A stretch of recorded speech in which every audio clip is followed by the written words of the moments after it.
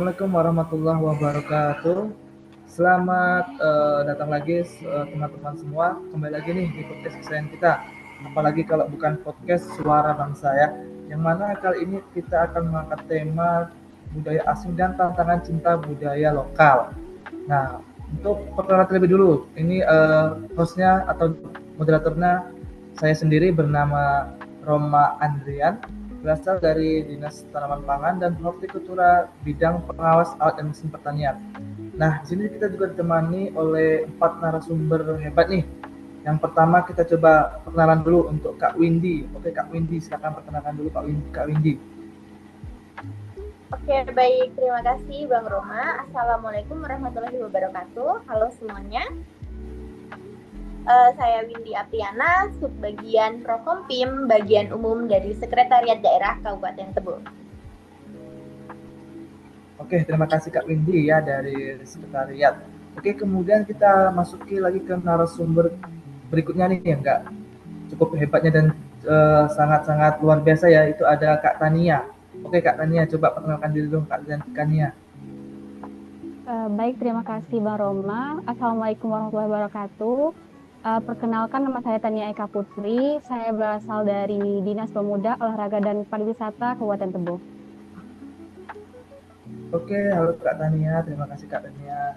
Nah, kita masih ada lagi 2 narasumber nih. Oke, langsung kita perkenalkan diri aja ya. Yang berikutnya itu ada Kak Novia. Oke Kak Novia, coba perkenalkan dirinya dulu dong. Baik, Assalamualaikum warahmatullahi wabarakatuh. Perkenalkan, nama saya Novia Septiani dari Dinas Tanaman Pangan dan Hortikultura. Halo Kak Tania ya dari Dinas Tanaman Pangan dan Hortikultura. Nah, kita ada lagi nih narasumber terakhir kita nih yang tidak kalah hebatnya juga nih, ada Kak Miftahul Jannah. Oke Kak Miftah, coba perkenalkan diri dulu dong. Assalamualaikum warahmatullahi wabarakatuh. Halo teman-teman, perkenalkan nama saya Miftahul Jannah Hanidah. Saya dari Dinas Perindustrian, Perdagangan, Koperasi Usaha Kecil dan Menengah Kabupaten Tebo. Oke, nah itulah tadi ya 4 narasumber hebat kita. Yang beberapa menit berikutnya kita akan membahas isu-isu yang tengah hangat saat ini ya, yaitu isu pengaruh budaya asing terhadap budaya lokal. Ya, mungkin isu ini sudah sering terdengar ya dari dulu dan sampai sekarang pun masih eksis seperti itu ya. Contohnya dia seperti K-pop, anime dan ataupun pop culture gitu. Apalagi di generasi muda seperti zaman sekarang. Nah, mungkin pengaruh budaya asing ini terhadap budaya lokal ini memiliki pro dan kontra ya. Ada yang setuju, ada yang tidak setuju, ya kan? Mungkin ini justru dijadikan peluang ataupun malah dijadikan sebuah tantangan untuk kita sendiri gitu ya, untuk narasumber kita semua ya. Nah, sebelum kita lanjut bertanya-tanya nih kepada narasumber kita yang hebat nih, coba kita lihat dulu dong cuplikan video yang satu ini. Kiss me right before you go. Summertime sadness. Itulah tadi ya video tentang yang berhubungan dengan isu budaya asing, pengaruh budaya asing ya terhadap budaya lokal kita gitu.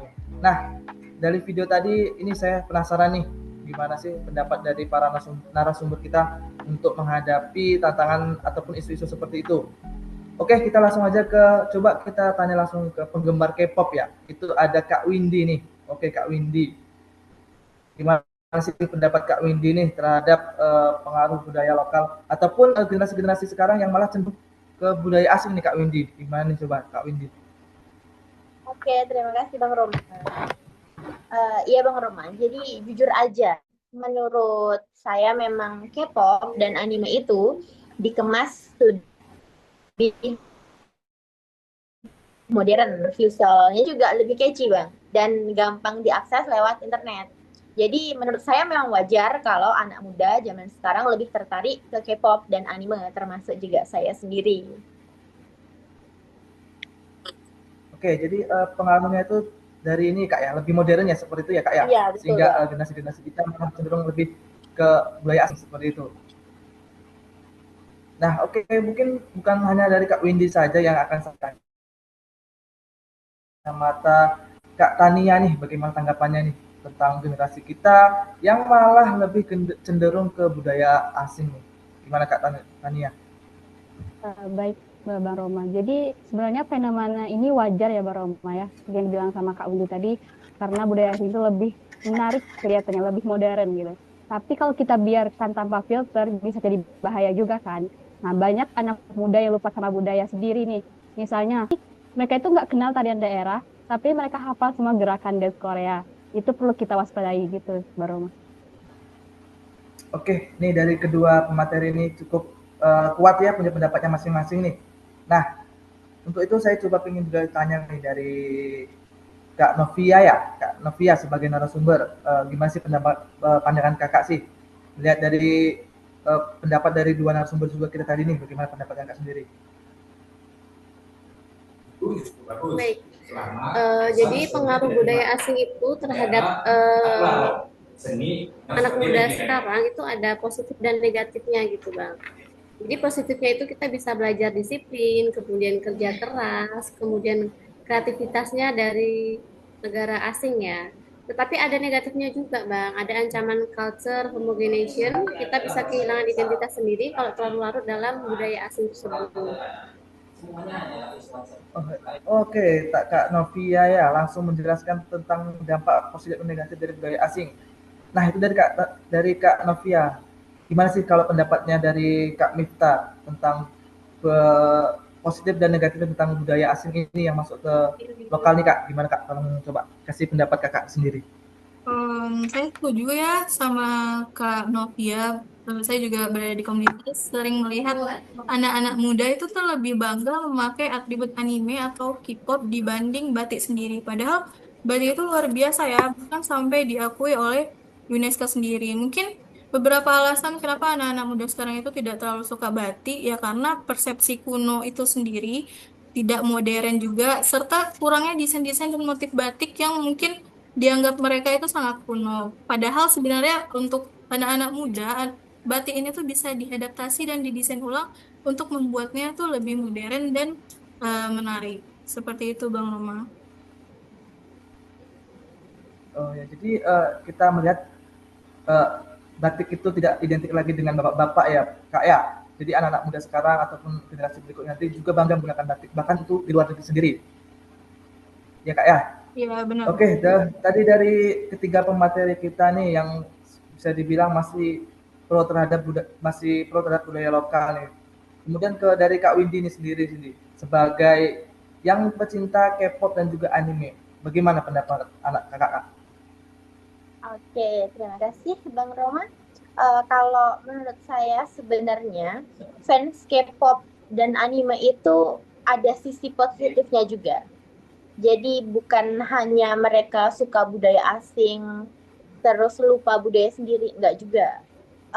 Mereka itu justru termotivasi belajar bahasa Korea. Dari mana? Dari lagu-lagu K-pop, dari drama-drama Korea, seperti itu. Terus um, dari situ berarti kan bisa menumbuhkan lagi minat belajar mereka, belajar bahasa asing, ya kan? Nah, yang salah itu kalau sampai minder sama budaya sendiri. Jadi, walaupun kita suka sama K-pop, kita suka anime, kita suka tontonan asing, kita tetap harus bangga juga sama budaya sendiri. Nggak boleh sampai minder, tidak boleh sampai malu sama produk-produk film atau musik atau tradisi atau budaya yang ada di Indonesia gitu Bang Roma. Ya, mungkin sangat luar biasa sekali ya keempat pemateri kita keempat narasumber kita ya yang menyampaikan pandangan mereka ya. Jadi pemikiran kita lebih luas gitu, terbuka seperti itu ya. Nah, tentunya kita semua tidak ingin dong masalah ini terus berlanjut, ya kan?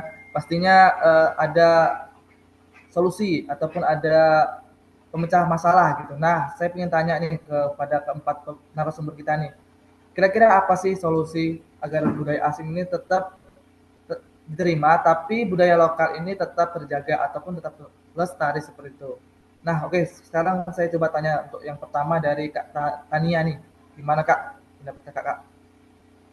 Jadi gini Mbak Roma, kalau menurut saya sendiri itu solusinya ya kita harus mengemas ulang budaya lokal itu dengan cara yang lebih modern nih. Jadi misalnya tari tradisional bisa kita padukan dengan musik elektronik atau wayang bisa kita tampilkan yang lebih menarik lagi nih, lebih lewat animasi gitu. Jadi kayak semuanya menarik jadinya. Begitu Oke, Bang jadi Roma. menurut Kak Tania kita belajar ini ya Kak ya, menggunakan instrumen ya seperti wayang ya untuk setidaknya menarik perhatian generasi-generasi muda lah untuk mencintai budaya lokal seperti itu ya Kak ya. Ya betul Nah, Bang. oke berlanjut lagi coba saya ingin tanya ke Kak Novia nih bagaimana solusi agar budaya asing diterima tapi budaya lokal ini tidak hilang gitu Kak. Gimana pendapatnya? Baik, saya setuju dengan pendapat solusi dari kakaknya sebelumnya. Di sini juga pemerintah atau sekolah juga harus bisa hadir gitu lewat pendidikan budaya yang menarik, bukan sekedar teori ya, karena kalau teori saja itu biasanya siswa juga bisa bosan. Jadi contohnya sekolah bisa mengadakan seperti class meeting atau festival-festival yang bisa menampilkan tarian-tarian tradisional atau menampilkan lagu-lagu lokal seperti itu. Ya, jadi intinya berarti penanaman kecintaan budaya lokal ini harus kita tanamkan dari bangku sekolah Kak ya, terutama dari TK ataupun kita mulai dari SD ya Kak ya. Agar nantinya ketika tumbuh besar anak-anak kita semua atau generasi selanjutnya itu bisa lebih mengenal budaya lokalnya sendiri tanpa kehilangan jati dirinya seperti itu. Nah, untuk selanjutnya coba saya ingin tanya dari Kak Miftah. Ayo Kak Miftahul Jannah, gimana nih pendapatnya? Di era digitalisasi atau sosial media ini,